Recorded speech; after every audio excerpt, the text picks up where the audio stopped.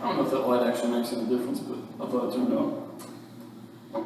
Before I get started with the lesson, I've got 2 announcements to make from the elders meeting this afternoon.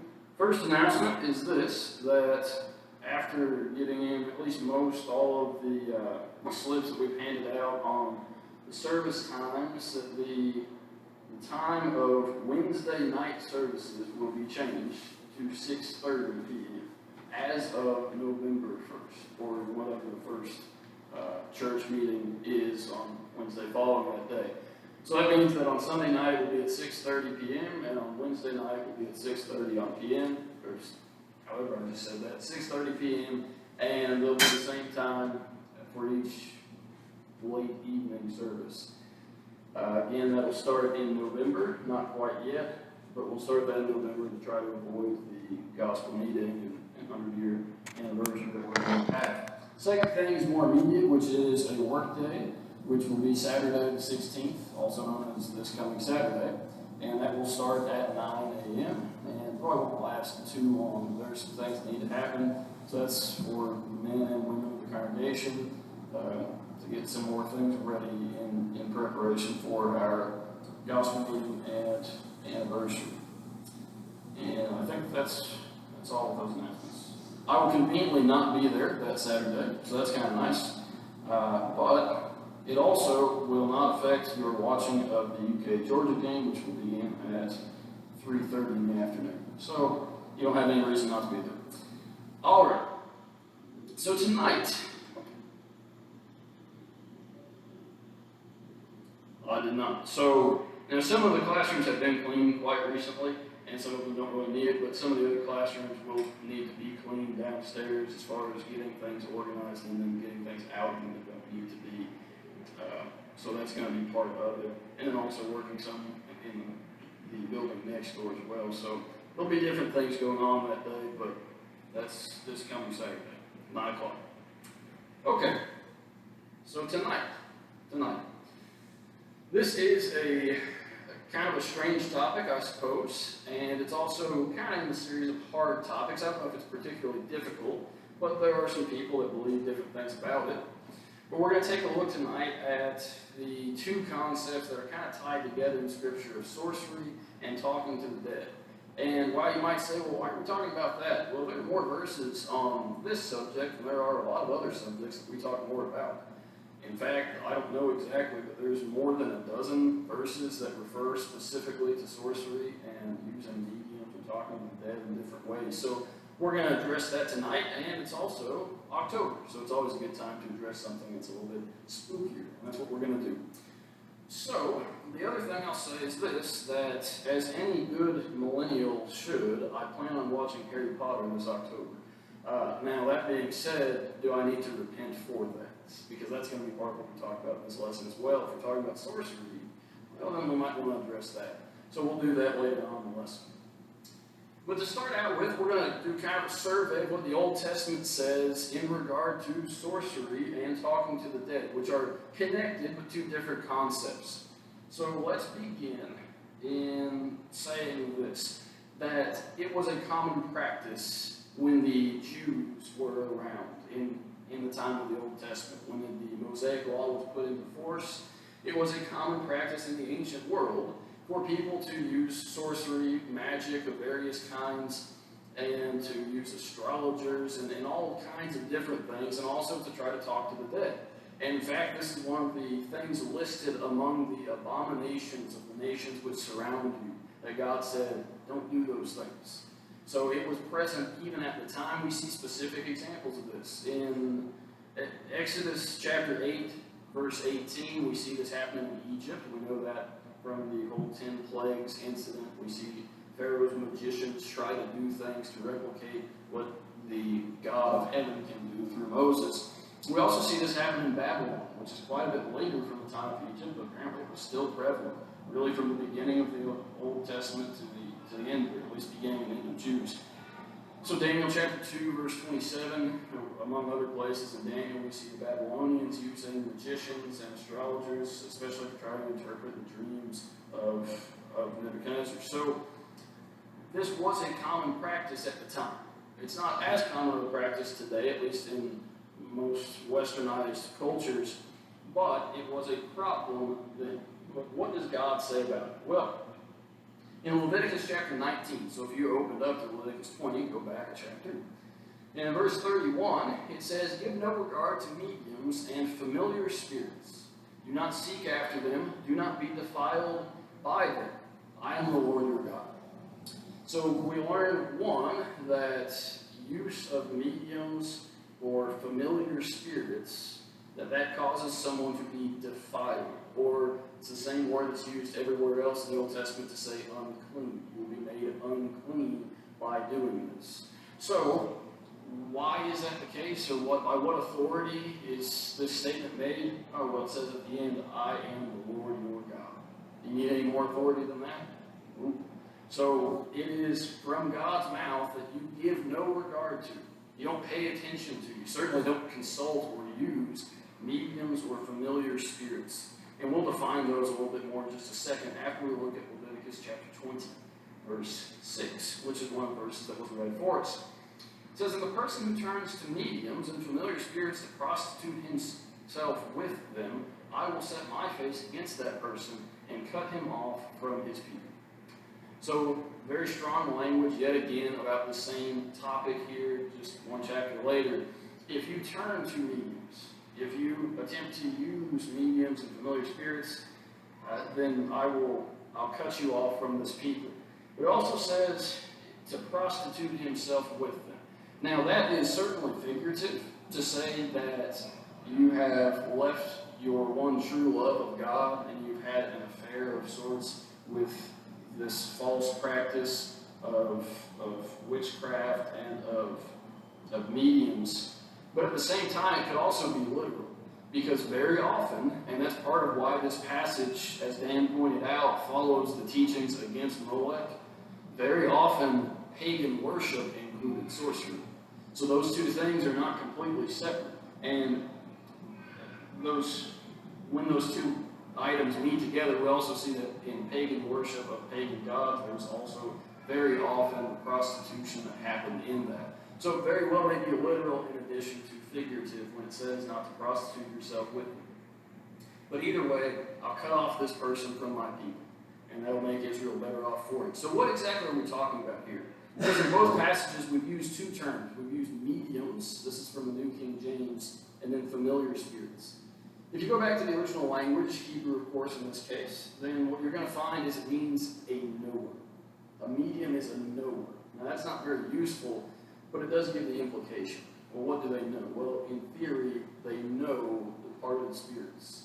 In theory, they're someone that knows more of the spiritual realm, the mystic realm maybe, than anyone else does. And it certainly implies that they are someone that speaks to the dead, but the second phrase actually does even more so. So it's translated familiar spirits in the New King James Version. We don't really use that concept very much today, the idea of familiars, and really unless you're kind of into the history of witchcraft, you're probably not going to come across that all that often. But very often they were cats or other animals that were used by witches in theory to communicate with the dead. That's at least why in the New King James the idea is familiar spirits, because a while ago people used that concept of familiars, which were aids to witches doing witchcraft. Now, it can also be translated sort of as fortune tellers, but if you go back again to the original language, what you're going to find is something kind of strange. It means to call up or to summon up as from a bottle or a jar. That seems kind of strange, but at that time, apparently that was sort of the lore behind this. And it kind of reminds you of another ancient Near East tradition of genies.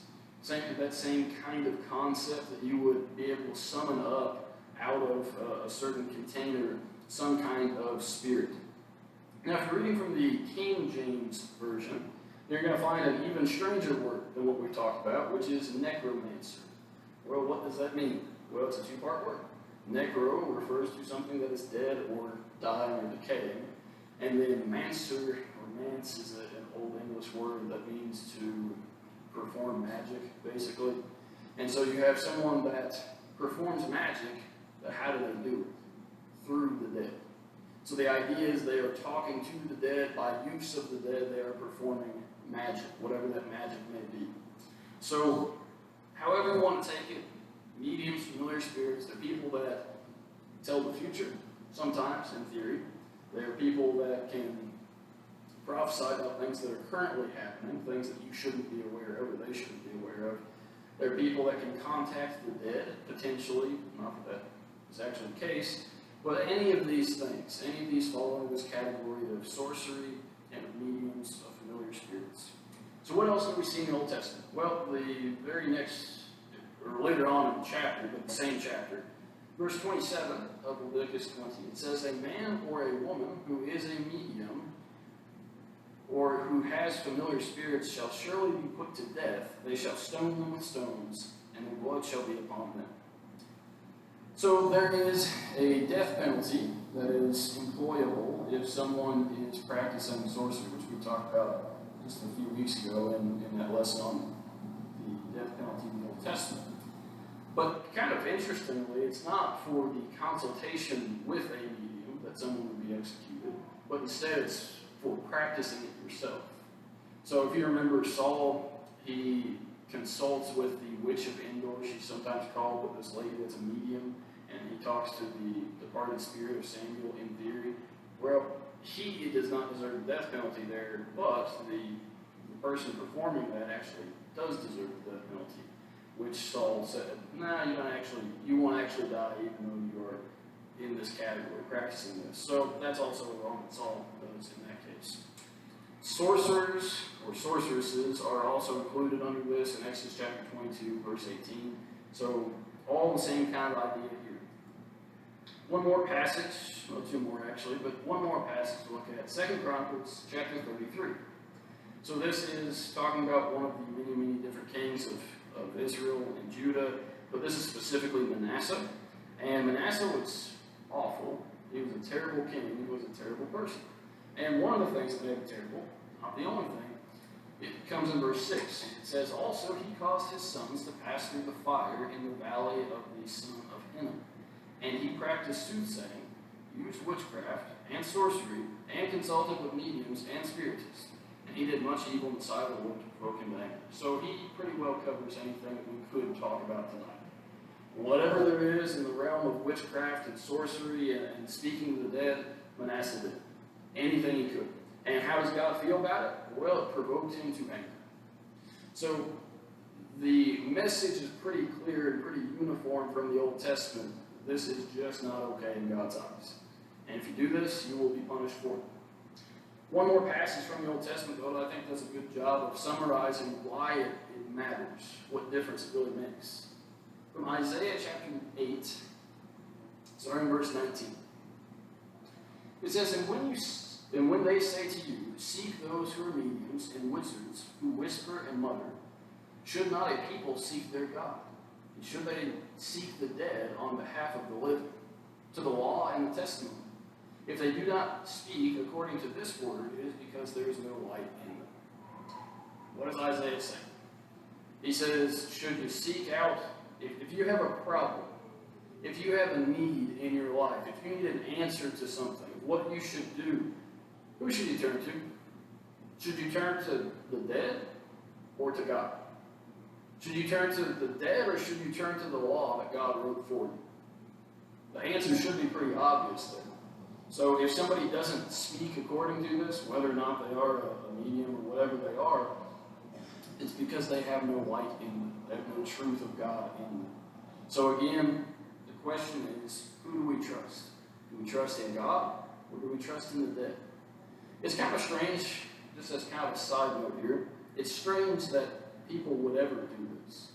Because what do the dead know that we don't know? They're still humans, or they're departed spirits, and maybe they have more knowledge than we do now, but do they know anything compared to God? Well, of course not. So even if it were possible, what's the real benefit? But let's move on to the New Testament. So that's just the Old Testament. But the New Testament, we find in a couple of lists in the New Testament, sorcery being one of the things that is pretty clearly condemned. In Galatians chapter 5, verse 20, it is listed among that long list of the works of the flesh. So idolatry, sorcery, second on the list here, hatred, contention, jealousies, all these other things. So it's listed among every bad thing that a person can do. Sorcery, right in the middle. Now, the Old Testament, we talked about some of the words that were used for sorcery or for mediums or for these other things. In the New Testament, there are two different words that are used for sorcery.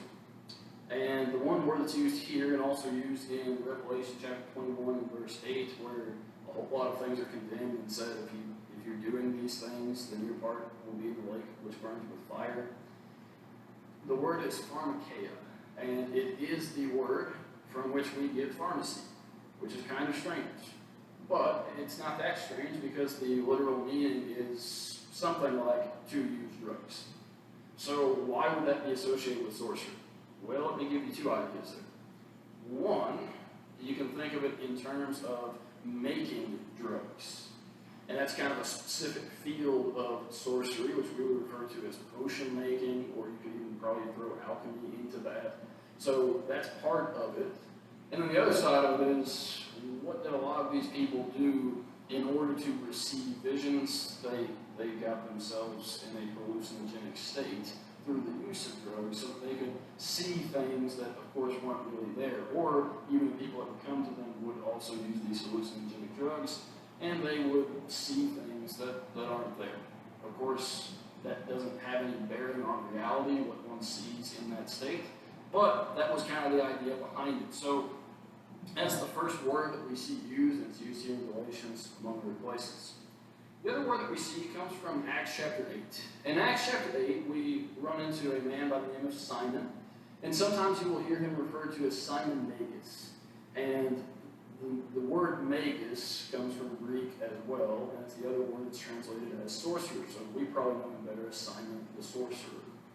And Simon the sorcerer was a sorcerer of sorts, but of course, in the context of the story that happens in Acts chapter 8, it's pretty obvious that Simon knows that he has no real powers of sorcery, because whenever he is exposed to the power of the Holy Spirit, he says, "Ooh, can I get that instead? Because what I'm doing is not quite real, but that seems to be real." And of course it is real, but it's not. It's better than the tricks that he was doing because it's not a trick at all. But anyway, Simon Magus, the word magus, or the word from Greek for magus, it just means to practice witchcraft, to practice sorcery. So it's not tied to the pharmakeia at all, but at the same time, it is another word that just means to be a sorcerer. A little bit farther on in Acts, we see in Acts chapter 19 and verse 19, it says, "Also many of those who had practiced magic brought their books together and burned them in the sight of all. And they counted up the value of them in a total of 50,000 pieces of silver," which, by the way, is a lot of money. But it says that those who practiced magic, they brought their books together. That's actually a different word from either of the other two. It means to make utterance or to count, to babble.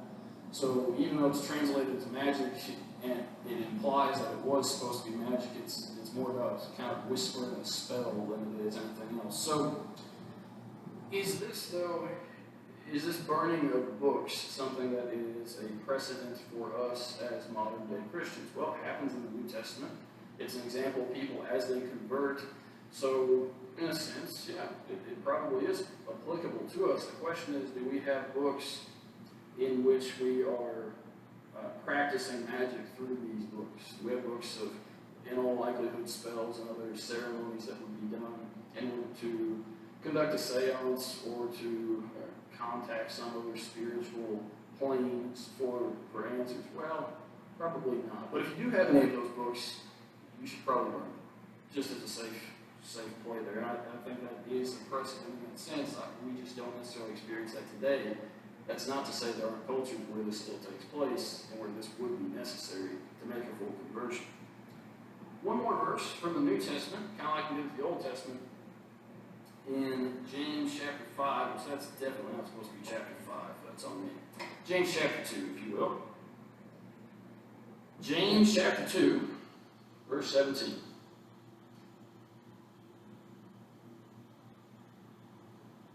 Let's try again in chapter 3.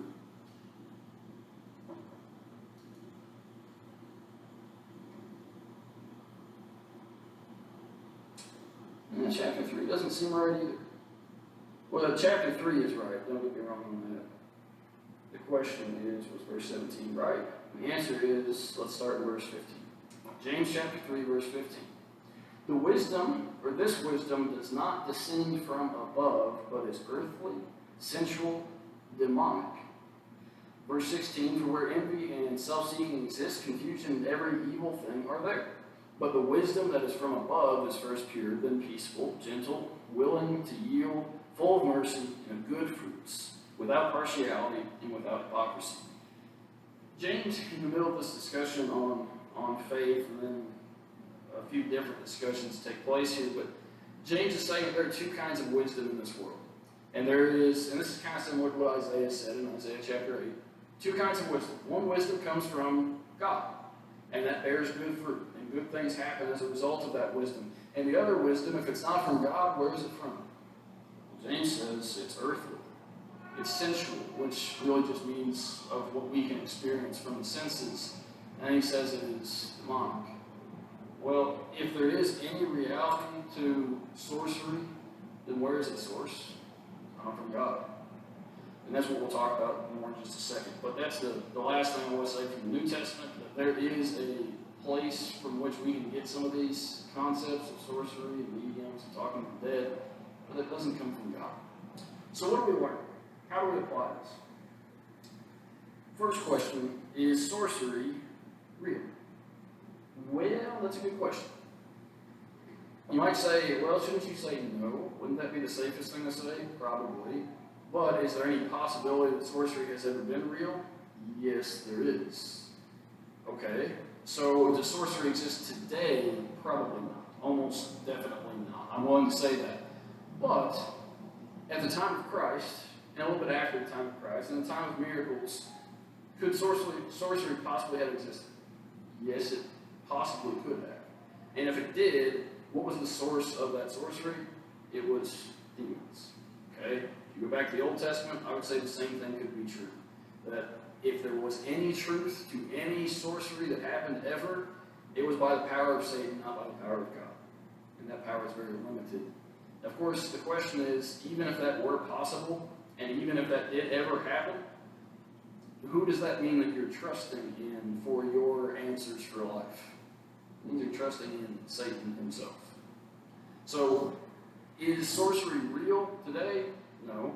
At the time of Christ, maybe, but still very, very scarce if it ever happened. But of course, we see New Testament examples where demonic possession does reveal certain things that other humans wouldn't know normally. So, I'm just saying there's a slight possibility there. And you don't have to go anywhere with that. You don't have to do anything with that.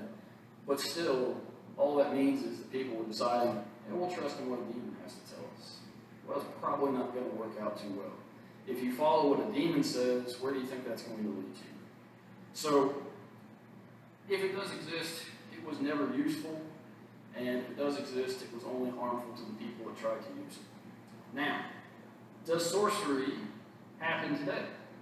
No one practices sorcery today, right? Okay. Well, no one practices sorcery in the U.S. today, right? Well, okay. So, if you look in just the U.S., there are very few places that you would find any kind of sorcery. You might find some around Louisiana, where there are some still traditional influences of Haitian culture. But then more prominently, you'd probably find in different places, especially the Northeast for some reason, the ideas of Wicca, which even though most Wiccans are nice, harmless people, they do attempt to practice sorcery and witchcraft. So, does that make it real? No. But at the same time, it does exist in that sense. Now, globally speaking, does sorcery exist? Oh, yeah. I mean, do people try to practice sorcery and witchcraft? Oh, yeah, they do. So if you go to Haiti specifically, or if you go to the Congo in Africa, you're going to find a lot of tribal religions that are based around sorcery. You'll find a lot of people that attempt these sort of things. Doesn't make it real, but they do believe in it. And that can be a real barrier to someone, of course, overcoming God. But here's another question that is pretty important if we're talking about this whole concept. Is sorcery sinful? Yeah, we saw that in the Old Testament, we saw that in the New Testament, but why? What would be so wrong with sorcery? What's wrong? What's wrong with talking to the dead? Why would that be a problem? If it were possible, why would it be a problem? Well, a few reasons can be given for this. First thing, it makes us rely on this world. It makes us rely on demonic sources for our wisdom rather than God. So that by itself is pretty bad, to try to rely on that, to try to trust in that. But the second thing is it seeks to bypass God's power. So God has the power to do anything and everything that we could want. He doesn't always give us what we want, but he has the ability to do that. Why would we seek out a different source than God's power to accomplish these things? Of course, this is why God brings it up in Leviticus the way he does right after talking about idolatry. Because in a lot of ways, sorcery is akin to idolatry, just a different format. So instead of saying, well, I'm going to trust in this man-made statue to provide for me, I'm going to trust in this man-made set of rituals and these different spiritualistic ideas as my guide. So it doesn't work in that sense, and it tries to replace God's ability and power and guidance with something else. And the third thing, and this one's pretty simple, God said don't do it. That makes it a sin. And that's always true. And it's always been true, and always will be true. So if God said in the Old Testament, said in the New Testament, if he said it's a sin, it's a sin, which means we don't do it. So, what else do we need to talk about? Sorcery is often practiced, or most often practiced, when people are in a difficult position, a difficult situation in life. And as an example of that, we talked about Saul just a little bit ago. And he went to the witch of Endor. Why? Because he thought he was about to lose everything. And so he thinks, well, if God's not going to answer me, and this is the other part of it, sometimes if you think, well, God's not doing it, then maybe I'll find a different source. And that's why it's so dangerous. But Saul goes to this witch or this medium, and he asks for help. And God appears to use that. And actually, I wasn't planning on preaching on that later this month, but that won't happen because of a couple different reasons. But anyway, God uses that misguided notion that Saul has to teach Saul a very important lesson, presumably through the prophet Samuel, who is deceased. But here's the funny thing to me. There are a couple examples that we see in the Bible of people who have come back from the dead. So if we're talking about talking to the dead, would it be important to know that there are examples in the Bible where people talk to the dead? Sure. Well, two examples of it. One example comes from Saul. And Saul goes to this medium, and he has her call up the spirit of Samuel. And what does Samuel tell him? Does Samuel tell him exactly what he wants to know and tell him everything that he needs? No. Samuel, and this is very much paraphrasing, he says, stop being dumb and turn back to God. Huh. Okay, so he talked to the dead, and the dead said, you're doing something very foolish. Go back to God.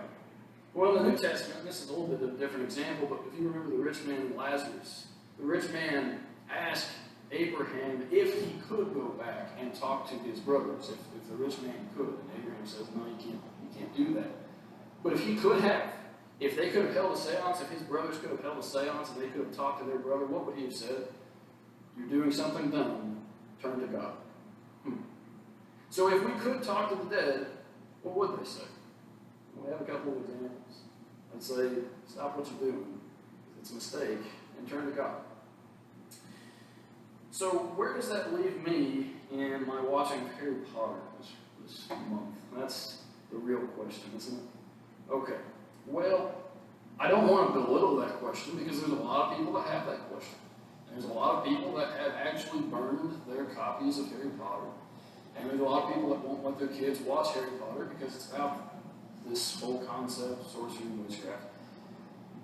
The first thing that we have to say, though, is Harry Potter is fiction. It is a story that is intended to be made up. It is intended to provide entertainment. Now, can things that are intended to provide entertainment be bad and wrong? Absolutely. But it is meant to be fictional, which makes us ask the question then, Is it meant as a guide to practicing sorcery today? I don't think so. Not in my reading of it or my watching of it. Is it intended to replace God's teachings on sorcery? No, it's not intended to do that either. So when we look at this, we have to ask some pretty basic questions on this. And what we find is it's not really trying to promote Wicca, although people have suggested that. It's not trying to promote neo-paganism, which is a large branch of religions that practice this kind of occult. And in the end, it is fiction. And if that causes a problem, then we have to be consistent in our logic. And that's what I want to point out in this next few statements here. If I'm willing to say that a fictional story is wrong because it has this in it, then I need to be consistent with that, right? Well, if I'm going to say that Harry Potter can't be viewed or read, or in fact that it needs to be burned, then what else might I have to include in that? Well, some of these things will mean nothing to you, some of these titles, and some of them will, and some of them are new, and some of them are old. But let's see what you'd have to get rid of if you're going to get rid of Harry Potter. This is not an exhaustive list, this is just kind of off the top of my head when I was writing this. What other movies or TV shows or books involve magic of this sort? Well, how about Doctor Strange? A pretty prominent character in the Marvel cinematic universe. Well, we can't watch Marvel movies because there is sorcery. He's the Sorcerer Supreme, so you can't watch that. Of course, Lord of the Rings would fall into that same category, and the Narnia Chronicles as well, so you can't have anything to do with that. Sabrina the Teenage Witch, and I thought that was an innocent enough show, but apparently not. Wizards of Waverly Place, if you were alive at the right time on Disney Channel. Scooby-Doo, of course, you're going to find these same things being practiced, so you need to get rid of Scooby-Doo. Let's go back even farther, though, and think of Sleeping Beauty. Well, there's plenty of magic in Sleeping Beauty. You might not recognize it, but it's just as much sorcery as anything else is. Even Beauty and the Beast. That's how the Beast gets enchanted in the first place. So you can't watch Beauty and the Beast, Aladdin, and the Genie. That's a problem. And Jafar, not to mention that he's a sorcerer himself. And you could even extend that to maybe Mary Poppins to say, well, she uses magic as well. So probably need to throw out Mary Poppins. And if you're just talking about talking to the dead, well, what about Force Ghosts in Star Wars? Well, okay, you got to throw that one out too. And then you have to throw out A Christmas Carol by Charles Dickens because he talks to the dead. And because Marley come back to him, right? Okay, so you have to get rid of that.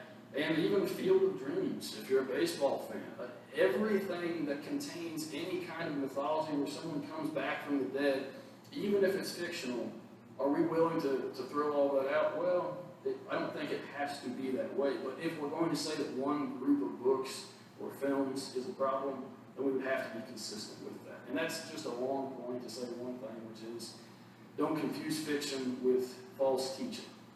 Those two things are not always the same, but we do have to be careful in what we intake, and certainly people can go too far with any of these things, and a lot of other things in life. And nothing makes that statement better than 2 Timothy chapter 4, starting verse 3. It says, "For the time will come when they will not endure sound doctrine, but according to their own desires, because they have itching ears, they will heap up for themselves teachers, and they will turn their ears away from the truth and be turned aside to fables." So certainly when we're looking at this whole question of sorcery and talking to the dead, it's kind of tempting to write it off and say, well, it really just doesn't matter that much, right? Well, it depends on where you are in the world, because there are a lot of people that still buy into this, and we would be not doing our due diligence to just write this off and say, well, I know the Bible talked about it, but that's not really a problem today. Well, some places it is. And then, of course, for ourselves, we have to watch and be careful and make sure that we aren't buying into any kind of fables, regardless of how they're presented to us, whether fiction or whether through other false teaching that takes place. So there's a measure of carefulness that is required there as well. But with this whole subject, this is really more of a study into this one topic of talking to the dead and sorcery, so I guess two topics. But if that happens to be a problem in your life, certainly, this would be the time to make that right. But beyond that, if there's any trouble that you have in your life. That's not related to these things, but if there's any fables that you have bought into, that you have believed, then this is the time to correct that.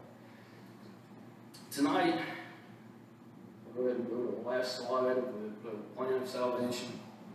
Tonight is an opportunity by the invitation of God to come to Him. And even if tonight we just had a study on a topic that seems kind of out there, but is very much included in the Bible, we still want to offer this opportunity to follow the steps that God has put in place for salvation, for an eternal home in heaven with Him. Today, if you need to take part in this, or today, if you have some other need, if there's anything that we can do for you as a church, come forward now as we stand, as we sing.